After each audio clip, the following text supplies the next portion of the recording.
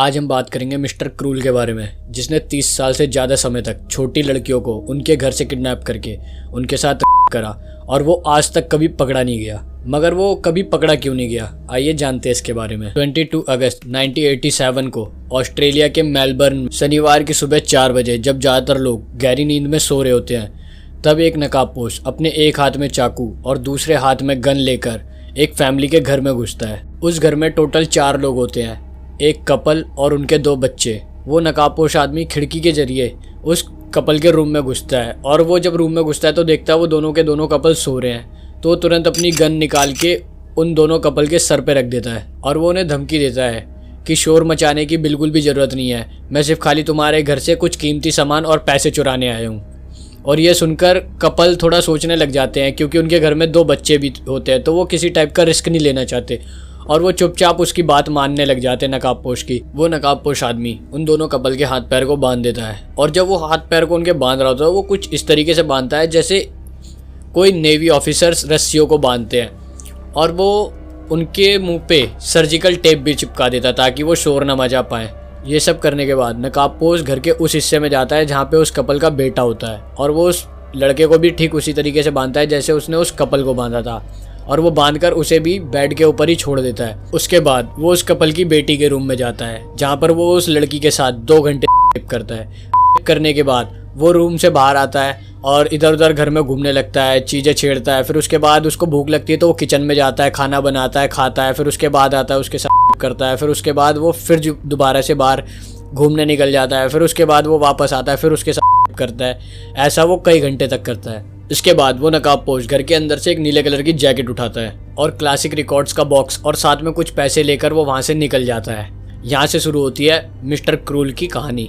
इस हादसे के बाद वो दोनों कपल पुलिस वालों को फ़ोन करके और ये सारी चीज़ों के बारे में बताते हैं। जब पुलिस उस घर पे आती है तो वो खूब छानबीन करती है, पर उन्हें वहाँ पे कोई सबूत नहीं मिलता। वो घर जिस जगह पे था उस जगह की गिनती ऑस्ट्रेलिया के सेफ एरियाज़ में होती थी, जिसकी वजह से पुलिस के ऊपर काफ़ी दबाव आया। जब पुलिस के ऊपर दबाव आया तो उन्होंने उस कपल की लड़की से पूछताछ करी। पूछताछ के दौरान लड़की ने पुलिस वालों को बताया कि वो जो नकाबपोश था, मतलब मिस्टर क्रूल, वो बार बार रेप करने के बाद बीच बीच में ब्रेक लिया करता था।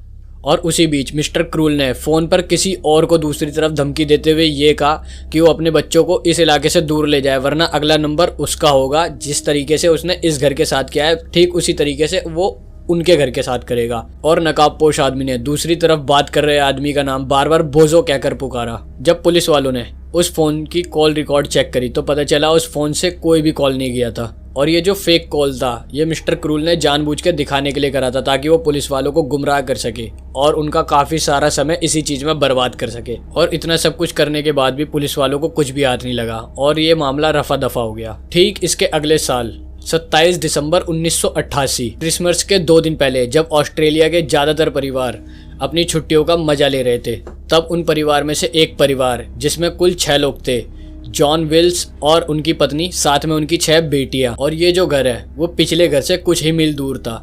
रात के समय जब विल्स और उसका पूरा परिवार सो रहा होता है, तब सुबह 5:30 बजे विल्स को कुछ अजीब सी आवाज़ सुनाई देती है। उस आवाज़ को सुनते ही विल्स की अचानक से आँख खुल जाती है। जैसे ही विल्स की आँख खुलती है तो वो देखता है कि सामने एक नीले कलर की जैकेट पहने हुए एक आदमी होता है और उसके हाथ में एक गन होती है, चाकू होता है और कंधे पे रस्सी होती है और उसके चेहरे पे मास्क ढका होता है। और वो विल्स से कहता है ज़्यादा हीरो बनने की ज़रूरत नहीं है, और वो तुरंत की तुरंत अपनी गन निकाल के विल्स के सर पे लगा देता है। और ये सब देखकर विल्स कुछ भी हरकत नहीं करता, क्योंकि उसे पता है कि अगर वो कुछ भी हरकत करेगा तो उसके पूरे परिवार की जान जोखिम में है। इसके बाद मिस्टर क्रूल विल्स को और उसकी बीवी को दोनों को फर्श के ऊपर पेट के बल लिटाकर उनके हाथ पैर को कॉपर की वायर से बांध देता है और उनके मुंह के ऊपर सर्जिकल टेप चिपका देता है ताकि वो शोर न मचा पाए। और वहाँ पे वो देखता है कि टेबल के ऊपर $35 है। वो उन $35 को उठाकर अपनी जेब में डाल लेता है और वो विल्स से कहता है, मैं सिर्फ खाली तुम्हारे घर में चोरी करने आया और मैं चोरी करके वापस चला जाऊंगा। और वो विल्स के घर में रखे हुए टेलीफोन का तार भी कट कर देता है। और इसके बाद वो विल्स के घर में घूमने लगता है और वो उस घर में पहुंच जाता है जिसके अंदर विल्स की 4 बेटियां सो रही होती है। वो विल्स की सबसे बड़ी बेटी शैरोन विल्स को उठाता है, जिसकी उम्र सिर्फ खाली 10 साल होती है। वो उसके कपड़े लेता है और उसके हाथ को बांध देता है और उसके आंख पे पट्टी बांध देता है और मुंह पे भी पट्टी बांधकर उसे अपने साथ किडनैप करके ले जाता है। और थोड़ी देर बाद विल्स अपने हाथ में बंधी हुई वो कॉपर की तार को खोलता है और वो तुरंत जाकर सबसे पहले लड़की के कमरे में घुसता है और वो देखता है कि उनकी सबसे बड़ी बेटी गायब है। और वो तुरंत की तुरंत पुलिस को फ़ोन करता है, मगर पुलिस को फ़ोन नहीं लगता क्योंकि जो नकाबपोश होता है मतलब मिस्टर क्रूल, वो जो टेलीफोन वायर होता है उसको काट कर चला जाता है। विल्स तुरंत अपने पड़ोसी के घर की तरफ भागते हैं और वो उन्हें सारी बातें बताते हैं, जिसके बाद वो पुलिस को फ़ोन करते हैं और पुलिस आती है। पुलिस विल्स के घर पे आती है और वो उसके घर की छानबीन करती है और वहाँ पे उन्हें कोई भी क्लू नहीं मिलता। और उनकी लड़की को गायब हुए टोटल 18 घंटे हो चुके होते हैं, जिसकी वजह से विल्स का पूरा परिवार घबराया हुआ होता है। वो ये सोचता है कि उनकी 10 साल की बेटी कैसी होगी इस वक्त और कहाँ पे होगी। पर उसी रात को एक लेडीज़ को एक कचरे का बैग दिखाई देता है जिसका शेप एक छोटी सी लड़की के जैसा होता है। जब वो लेडीज़ उस कचरे की पन्नी को खोलती है तो उसमें देखती है कि उसमें एक छोटी सी लड़की है। वो तुरंत की तुरंत पुलिस को फ़ोन करती है। पुलिस तुरंत उस जगह पर पहुंचती है और वो लड़की से पूछताछ करती है। तो लड़की पूछताछ के दौरान बताती है कि उसे आज सुबह ही किडनैप करा था। पुलिस विल्स के घर पे कॉल करती है और उनको उनकी लड़की शैरोन वापस कर देती है, मगर पुलिस शैरोन से पूछताछ करती है। पूछताछ के दौरान शैरोन बताती है कि उसके आँख पे पूरे समय पट्टी बंधी हुई थी, जिसे हटाने के लिए मिस्टर क्रूल ने मना करा हुआ था। और मिस्टर क्रूल ने उसे अच्छे से बात करी, उसे अच्छा खाने को दिया, पीने के लिए दूध दिया और नींबू पानी दिया। और उसे इस जगह छोड़ने से पहले मिस्टर क्रूल ने उसको अच्छे से शैम्पू से नहलाया, उसके नेल्स काटे, उसको ब्रश करवाया। और शैरोन ने बताया कि जिस जगह पे उसे रखा गया था वहाँ पर हर थोड़ी थोड़ी देर बाद प्लेन की आवाज़ आया करती थी। और ये सारी चीज़ें देखकर पुलिस वाले समझ गए थे कि ये सारी चीज़ें मिस्टर क्रूल ने जानबूझ के करी है ताकि फोरेंसिक रिपोर्ट में किसी भी टाइप की कोई भी चीज़ें ना आए। और इस सारे इंसिडेंट्स के बाद जॉन और उसका पूरा परिवार बहुत बुरी तरीके से डर गया था। वो अब अलग अलग रूम में रहने के बजाय एक ही रूम में रहा करते थे और उन्होंने अपनी सेफ्टी के लिए एक डॉग भी पाल लिया था। और अब वहाँ की पुलिस ने उस पहले वाले केस को इस वाले केस के साथ मैच करना शुरू कर दिया ताकि वो पता लगा सके कि अगला नंबर किसका है। तभी मैनबर्न के बाहरी इलाके में लोअर प्लेंटी में एक जगह है जहाँ पर लोअर प्लेंटी के ज़्यादातर अमीर और पॉलिटिशियन लोग रहते थे। वो जगह ऑस्ट्रेलिया की सबसे सेफ जगह मानी जाती थी। आप इससे अंदाज़ा लगा सकते हैं वो एरिया कितना ज़्यादा सेफ होगा जिस जगह पे पॉलिटिशियंस और अमीर अमीर लोग रहते थे। और इसी जगह पर रहने आई लिनास फैमिली जो कि इंग्लैंड से थी। और इस परिवार के अंदर टोटल 4 जने थे, ब्रायन, रोजमेरी और उनकी 2 बेटियां। उन्हें यहाँ पर आए हुए कुछ ही समय हुआ होता है और वो सोचते हैं कि वो वापस से इंग्लैंड शिफ्ट हो जाएं। 3 जुलाई 1990 को वो एक पार्टी में जाते हैं। वो अपनी दोनों बेटियों को घर पर अकेला छोड़ देते हैं, जिसमें से उनकी बड़ी बेटी फियोना जिसकी उम्र 15 साल होती है और उनकी छोटी बेटी निकोला जिसकी उम्र 13 साल होती है। ब्रायन और रोजमेरी को पार्टी से आने में टाइम लग जाता है जिस वजह से काफ़ी रात हो जाती है।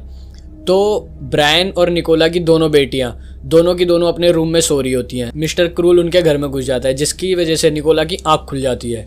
और जब निकोला उसकी तरफ देखती है तो तुरंत की तुरंत अपनी गन निकालता है और निकोला के सर पे लगा देता है।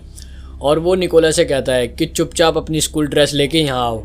और इतने में वो जाके फियोना के रूम में घुसता है और उसके हाथ पैर बांध कर और उसके मुंह पर सर्जिकल टेप लगाकर उसे बेड से बांध देता है। और निकोला अपनी ड्रेस लेकर मिस्टर क्रूल के पास आती है। मिस्टर क्रूल निकोला को लेकर वहां से जा रहा होता है और जाते वक्त वो फियोना से कहता है कि अपने डैड से कहना कि अगर उन्हें उनकी बेटी सही सलामत चाहिए तो $25,000 तैयार रखे। जिसके बाद मिस्टर क्रूल निकोला को उठाकर वहां से चला जाता है और जाते वक्त वो ब्रायन की गाड़ी भी चुरा लेता है।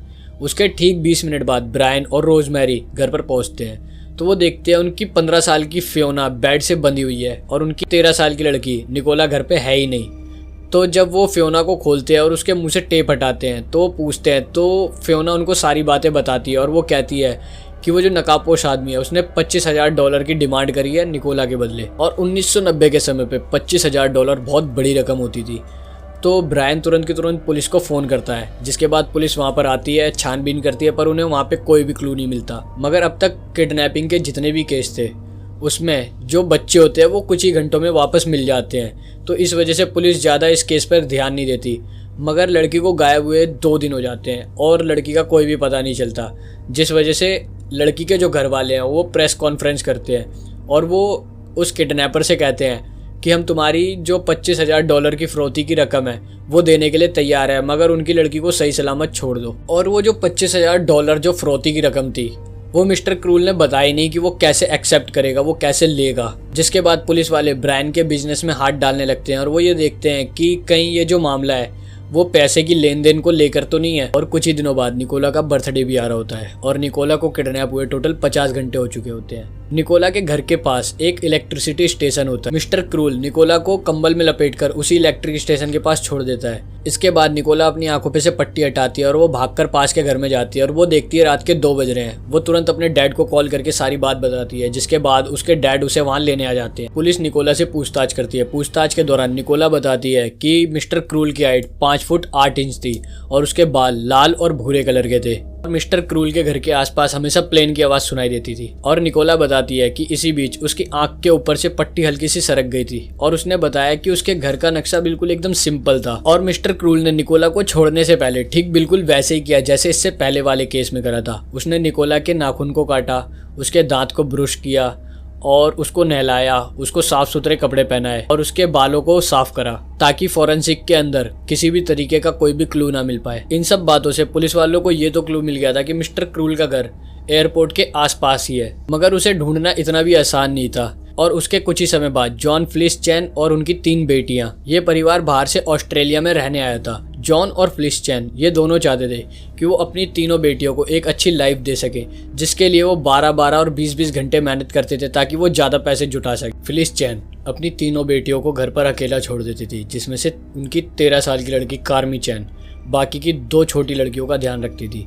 पुलिस का मानना था कि जो मिस्टर क्रूल है वो कई दिनों तक अपने शिकार के घर पर नज़र रखता था। वो ये देखता था कि घर पे कब बच्चे अकेले रहते हैं, कब उनके पेरेंट्स बाहर रहते हैं। और मिस्टर क्रूल को जब भी मौका मिलता वो तुरंत उस घर पे हमला कर देता था।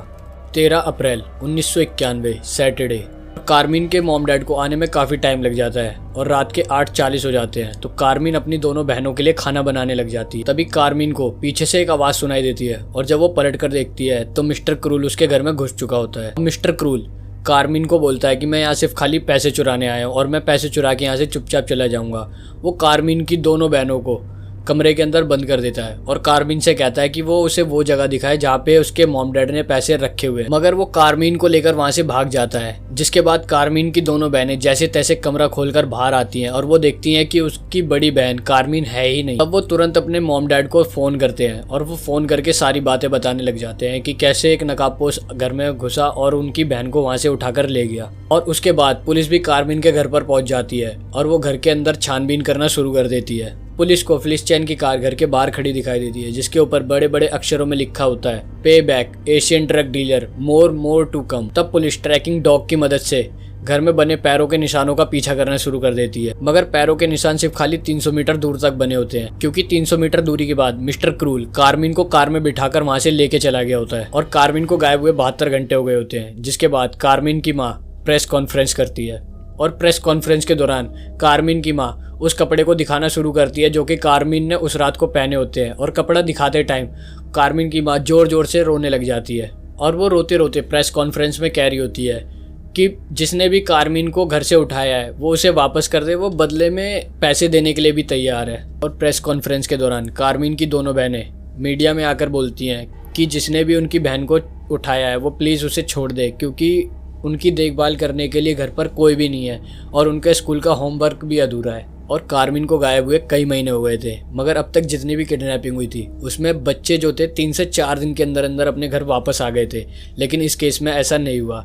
जिसके बाद पुलिस समझ गई थी कि हो ना हो ये काम भी उसी आदमी ने किया है जिसने अब तक ये सारी की सारी किडनैपिंग करी थी। कार के ऊपर जो बड़े बड़े अक्षरों में लिखा हुआ था वो सिर्फ खाली केस को भटकाने के लिए लिखा हुआ था ताकि पुलिस वालों का समय बर्बाद कर सके। पुलिस ने मिस्टर क्रूल के ऊपर $3 लाख का इनाम रखा कि जो कोई भी मिस्टर क्रूल की जानकारी देगा उसे इनाम में $3 लाख मिलेंगे। कार्मिन के गायब होने के 1 साल बाद 9 अप्रैल 1992 को एक आदमी पार्क में अपने कुत्ते के साथ घूम रहा होता है। घूमते घूमते उसे पार्क में एक कंकाल दिखाई देता है। जब वो कंकाल देखता है तो वो तुरंत की तुरंत पुलिस को कॉल करता है, जिसके बाद पुलिस वहाँ आती है। पुलिस उस कंकाल का पता लगाती है। पता लगाने के बाद ये पता चलता है कि वो कंकाल किसी और का नहीं, कार्मिन चैन का ही है। और वो जो कंकाल था उसके सर के ऊपर 3 गोलियां मारी गई थी, जिससे ये पता चलता है कि उसकी मौत गोली लगने की वजह से हुई थी और इसकी मौत हुए 1 साल हो चुका था। और इसके ऊपर कई जगह पर चर्चे हुए कि मिस्टर क्रूल ने कार्मिन को क्यों मारा। अब तक उसने बाकी बच्चों को नहीं मारा, सबको सेफली वापस घर छोड़ दिया, लेकिन इस बार उसने ऐसा क्यों करा। और कार्मिन की माँ ने बताया कि कार्मिन और बच्चों की तरह नहीं थी,